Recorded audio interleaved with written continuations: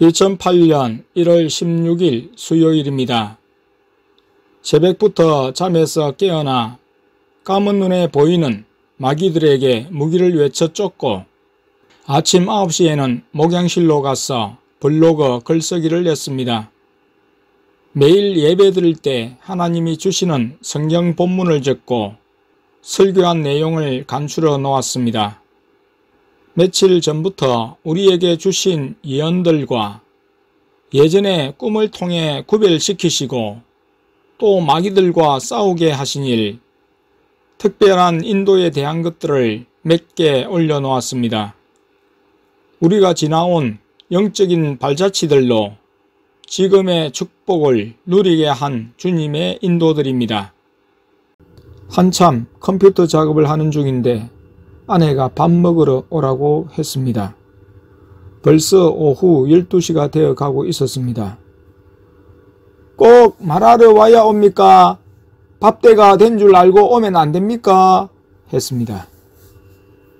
1, 2분 후 중단하고 사택으로 달려갔는데 이미 삼위 하나님은 식사를 마치셨고 가족들이 먹고 있었습니다.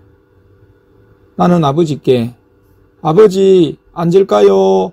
여쭈고 앉아 기도하고 먹는데 예수님이 다음부터 부르러 가면 하던 일을 곧 중단하고 와야 돼 하셨습니다.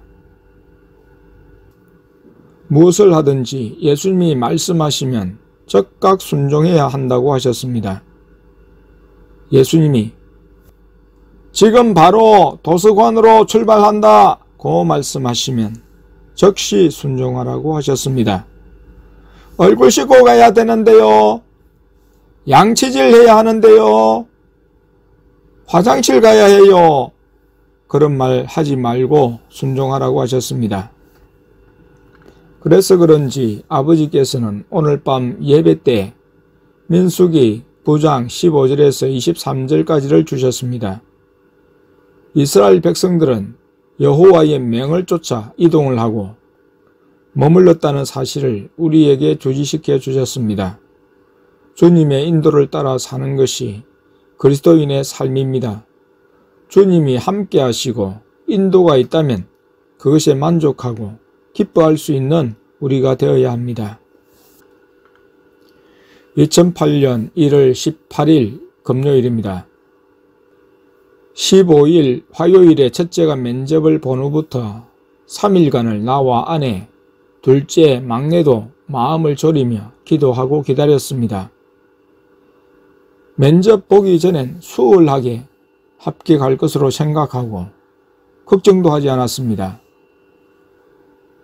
학교 선생님도 그랬지만 반 친구들은 첫째가 땡땡 대학교 원서를 넣는다고 할 때 너는 그런 성적으로 서울에 가지 왜 그래? 이해할 수 없다 고들렸습니다. 아까운 성적을 왜 내버려?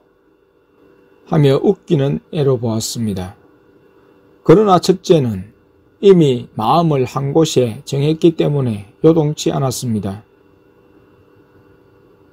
하지만 같이 면접을 보고 차를 탔던 친구와 이야기를 나누다가 첫째가 충격을 받았습니다. 신학과인데 땡땡 대학교는 띵띵 대학교 신학과와는 달리 수학을 보았습니다. 첫째에게는 띵띵 대학교보다 땡땡 대학교가 더 불리했습니다. 첫째는 수학 성적만은 그렇게 좋지 않았고 그 친구는 수학 능력 등급이 첫째보다 높았습니다. 그런 학생들이 지원했다면 우리 첫째는 전혀 걱정도 안 하고 오히려 장학생이 되었으면 하는데 그 소리를 듣고 모두는 마음이 저려왔습니다. 첫째는 표현을 하지 않았습니다. 예수님이 아예 땡땡 대학교 신학과를 원하셔서 한 곳만을 선택했는데 떨어지는 것은 우려스러운 일이었습니다. 수능 모의고사에서 매번 지원자 중에서 1등이었던 것을 생각하면 시험 칠 때 아버지가 따라가신 일이나 면접 볼 때 세 분이 다 가셔서 순적하게 가고 오게 하신 것을 볼 때는 설마 그럴까 하고 애써 생각지 않으려 했습니다. 아내는 예수님께 땡땡이 합격되게 해주세요. 안 되면 큰일 나요. 했지만 예수님은 나는 시험에는 간섭 안 한다 시며 묵묵부답이셨습니다. 그렇기도 하실 것이었습니다. 다 목회자가 되려고 오는 친구들이니 믿음이 있을 것이고 하나님의 자녀이니 주님이 누구의 편을 드시겠습니까? 자기가 공부하고 발표한 만큼 성적을 거둘 것이었습니다. 드디어 발표일인 18일에 인터넷을 통해 확인을 기다리다 12시경에 조회해 보니 땡땡땡 합격이었습니다. 할렐루야! 감사했습니다. 아버지, 예수님, 성령님, 감사합니다. 모두가 인사드리며 환호를 했습니다. 그냥 아무런 어려움이 없이 학기 가면 귀한 줄 모르는데 땡땡 대학교 신학과 들어가기가 얼마나 어려운가를 알았고 하나님을 의지하며 기도하여 힘든 과정을 통과하게 되었으니 감사가 나왔습니다. 시험은 첫째가 치르는데 우리가 막판에 믿음의 시험을 치러야 했습니다. 학교 공부는 열심히 하고 볼 일입니다. 실력을 키워야지 실력 없이 하나님의 도움을 기대하는 것은 하나님을 시험하는 일이고 자신도 시험에 드는 일이었습니다. 1월 18일에서 25일까지 글을 편집하고 수정하면서 영화는 상당한 진전을 보였습니다. 컴퓨터 주변으로 불, 연기 같은 것이 보이고 밝은 빛이 보이고 사라지고 하는 일들이 잦았습니다. 첫째 날은 글을 쓰고 잠자려는데 눈이 얼마나 뚜렷하게 영광의 빛이 보이든지 두려울 정도였습니다. 불과 지옥 입구도 생생하게 보였습니다. 작업을 하고는 교회당에서 나 혼자 잤는데 그것도 교회당 문을 잠그고 잤습니다. 22일 아침에 아내가 내 옆에서 이야기를 하는 것을 분명히 들었는데 일어나 보니 없는 것이 아닙니까? 하도 이상해서 아내에게 식사 시간에 물으니 교회당에 온 적이 없다고 했습니다. 예수님께 혹 예수님께서 박사모의 모습으로 이야기하신 것 아니에요? 대답이 없으셨습니다. 23일 아침에는 새벽 6시경에 자고는 아침 9시 30분에 일어났는데 잠자고 있는데 갑자기 내 손에 휴대폰을 쥔 것처럼 실제적으로 불빛이 있는 휴대폰 테두리에 강한 진동이 울리면서 깜짝 놀라서 깨었습니다. 뻘떡 일어났는데 예수님이 휴대폰으로 글 작업하라고 깨우신 것이었습니다. 진짜 내 폰은 우도 호주머니에 넣어진 채로 1m 정도 떨어져 있었습니다. 24일은 새벽 7시에 잠이 들어 깨어난 시간은 9시 10분경이었습니다. 누워 자는데 내 눈에 하늘에서 뱀 한 마리가 일자로 쏜살같이 떨어져 내리는데 내 발 쪽에 떨어지는 것이었습니다. 얼마나 혼이 났던지 뻘떡 일어났습니다. 예수님이 글 작업하라고 나를 깨우신 것이었습니다.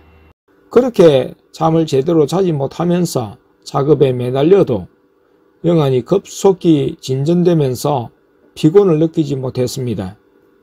예전이었다면 벌써 입술에 물집이 잡히고 터질 일이었습니다. 책 작업에 삼위일체 하나님이 도와주셨기 때문입니다. 책 작업을 끝내고 누우면 마사지라도 하시는지 손과 온몸이 강하게 저리에 옴을 느끼면서 행복했습니다. 2008년 1월 25일 금요일입니다. 마침 부산에서 땡 집사님으로부터 전화가 걸려왔습니다. 남편 띵 집사님이 받은 이달 상여금의 11조를 초원교회에 보내고자 은행에 들린다며 계좌번호를 불려달라는 거였습니다. 띵 집사님은 우리와 사귄 지 오래되었습니다. 전도사 시절부터 지금까지 교제하고 있었습니다. 우리가 마산에서 나오고 나서 한동안 소식이 끊겼다가 작년 말부터 재개가 되어 소식을 주고받게 되었습니다. 집사님은 장립 집사님으로 수수하면서도 인정이 많고 교회에 몸으로 봉사하는 일에는 재능이 많은 분입니다. 땡 집사님은 작년 11월에 다니는 교회에 소속된 여전도에서 개척교회를 도와주는데 그 기한이 다 되어서 초원교회를 돕고 싶다며 전화를 했었습니다. 돕고 싶으니 자기 교회에 후원 요청서를 보내달라는 거였습니다. 보내주면 그것으로 교회가 심사를 해서 결정한다고 했습니다. 그 마음이 고맙고 감사했습니다. 하지만 예수님이 이미 도와달라고 교회들에 청원하는 것을 금하셨기 때문에 우리는 땡땡정에서 살던 대로 하기로 했다고 했습니다. 청원서 없이 심사 없이 그냥 도와준다고 연락이 오면 몰라도 보내고 심사를 거치고 하는 것은 우리에 대한 하나님의 인도 방식은 아니었습니다. 그래서 하나님이 주시는 대로 살 것이라고 했습니다. 예전에는 우리를 이해하지 못했지만 다시 연락이 닿고 보니 우리 생각이 많이 나는 모양이었습니다. 올 1월 1일에는 아들과 우리 교회를 찾았었습니다. 그때 그동안 있었던 우리의 이야기를 듣고 도전을 받고 있다고 했습니다. 띵 집사님은 영적 체험이 있어서 이해를 하고 있었고 땡 집사님은 영적인 대화는 관계없이 그저 행식의 메인은 교회 봉사에 열심이었고 자녀 교육에 열심이었습니다. 그런 집사님이 도전을 받고 있다고 했습니다. 그리고 감사하게도 11조를 보내왔습니다. 주님이 하시는 일은 놀랍고 예측할 수 없습니다. 어느 누구를 통해서도 먹이시고 입히시는 주님이십니다. 같은 날 마산에 전에 섬기던 교회에서도 올 한 해도 도와준다는 편지를 보내왔습니다. 가만히 하나님께 맡기고 작년 연말에 도움을 요청하는 편지를 보내지 않았는데도 도와주겠다니 이 어찌 주님이 하시는 일이 아니겠습니까? 2008년 1월 22일 화요일입니다. 컴퓨터로 글을 정리하면서 많은 것이 눈에 보였습니다. 하지만 예수님을 보지 못하기에 여전히 영안이 열리지 못했습니다. 25일 금요일 오후부터 다음날 새벽 5시까지 작업을 하고 목양실 불을 끄고 아랫강단에 놓인 잠자리에 앉았을 때였습니다. 캄캄한 가운데 영광의 빛 회오리가 보였습니다. 녹색 계통의 선들이 말할 수 없는 무늬를 가지고 방대한 스케일로 움직였습니다. 색상은 말할 수 없이 깨끗하고 맑았습니다. 영광에 두렵기마저 했습니다. 그 움직임은 예측할 수 없고 또 다르게 변하여 각종 불들이 혀같이 공중을 떠다녔습니다. 생각하기론 무기 터널로 보였습니다. 불이 혀같이 쏟아져 나왔습니다. 한순간에 끝나지 않았습니다. 불이 강처럼 흘러 그 앞에서 나오며 그에게 수종하는 자는 천천히요 그 앞에 시위한 자는 만만이며 심판을 베푸시는데 책들이 펴 놓였더라. 다니엘 7장 10절. 또 장면은 바뀌어 기도 중에 보아왔던 지옥에서 나오는 연기와 불이 그처럼 선명할 수 없었습니다. 지옥 입구에서 뿜어져 나오듯 검은 마귀들이 연기처럼 쏟아지면서 물결이 거세게 일듯 연이어 나타났습니다. 무기를 외쳐 싸움을 하다가 피곤과 잠이 함께 몰려와서 억지로 잠을 청했습니다.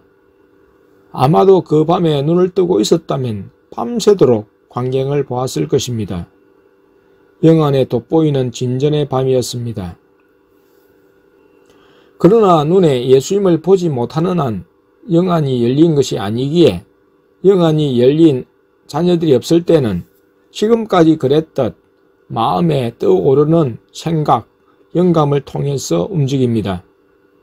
우리의 마음 중심이 주님께 집중되어 있고 사사로운 욕심을 버린다면 항상 주님의 생각을 반영하는 것으로 보였습니다. 또 내 생각대로 하는 것 같은 것도 실제로는 주님이 바깥에 계시면서든지 또는 내 안에 계시면서든지 영향력을 행사하신 것이었습니다.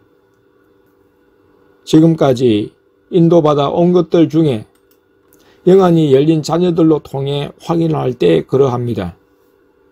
땡땡 땡땡땡땡 땡땡은 땡땡 교회에서 부목사로 사역하면서 부닥친 체험과 깨달음, 설교들의 반영이었습니다. 하지만 그런 상황을 이끌어 가시고 책을 내게 하신 분은 예수님이셨습니다. 예수님께서 하나하나 이끌어 가셨고 나는 순종한 것이었습니다. 결과적으로 예수님이 책을 내게 하셨다는 증거는 출판사 사장님을 통해서도 확인이 되었지만 자녀들이 처음 영안이 열려 천국 도서관에서 내 책들을 발견했을 때 증거된 일입니다. 뿐만 아닙니다. 어젯밤 2시까지 컴퓨터로 글 정리를 하고 아침 9시 30분에 일어났습니다. 그때부터 점심 식사를 제외하고는 꼼짝 않고 4시까지 작업을 연이어 했습니다. 피곤치 않게 지켜주시는 은혜가 있기 때문이었습니다. 4시경에는 돈이 들어왔는지 확인을 해야겠다 생각하고 며칠째 돈 가뭄이 있었습니다. 은행 콜센터에 전화를 해서 잔액 조회를 했습니다. 생각지 않게 헌금이 들어와 있었습니다. 나는 4시 30분까지는 머리를 감고 외출을 할 준비를 해야겠다고 서둘렀습니다. 머리를 감고 있을 때 도서관에 갔던 가족들이 돌아왔습니다. 예수님이 시장을 가려고 하신 것이었습니다. 예수님은 정확하게 내가 무엇을 하고 있다는 것을 아셨습니다. 아니, 가족들에게 계신 예수님은 나와도 함께 계셔서 주관하시기 때문입니다. 성도와 성도의 마음을 이어주고 사랑하게 이끄시는 분은 예수님과 성령님, 하나님 아버지이십니다. 삼위일체 하나님은 우리 믿는 자의 마음에 계셔서 역사하시고 주장하십니다. 우리는 영적인 감각이 살아나지 않아 모르지만 우리의 영은 알고 있습니다.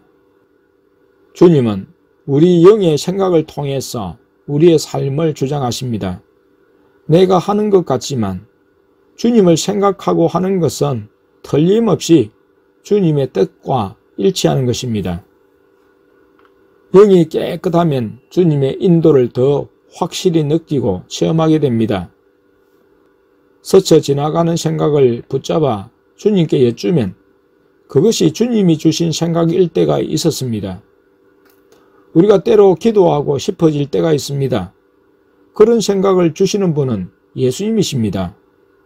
그럴 때 즉각 순종해야 주님의 인도를 계속 받습니다. 내가 그냥 생각해서 하는 것 같지만 영안이 열린 자녀들로 확인할 때 주님이 내 생각을 통해 말씀하신 것이었습니다. 예배 중에 찬송을 받고 성경 본문을 받을 때도 그랬습니다. 기도하고 있으면 생각으로 주어지는데 확인하면 맞았습니다. 물론 영안이 안 열려 마음을 집중하여 기도하지 않으면 많은 부분 틀렸습니다. 그래서 생각을 통해 주어지는 감동이나 내적 음성에는 한계가 있습니다. 영안이 열려야 틀림없는 주님의 인도를 확신하게 되기 때문입니다. 믿는 자는 주님께 바쳐졌고 주님을 위한 삶입니다. 항상 마음의 안테나와 사이클을 주님께 맞추고 살아야 주님이 주시는 것으로 온전해집니다.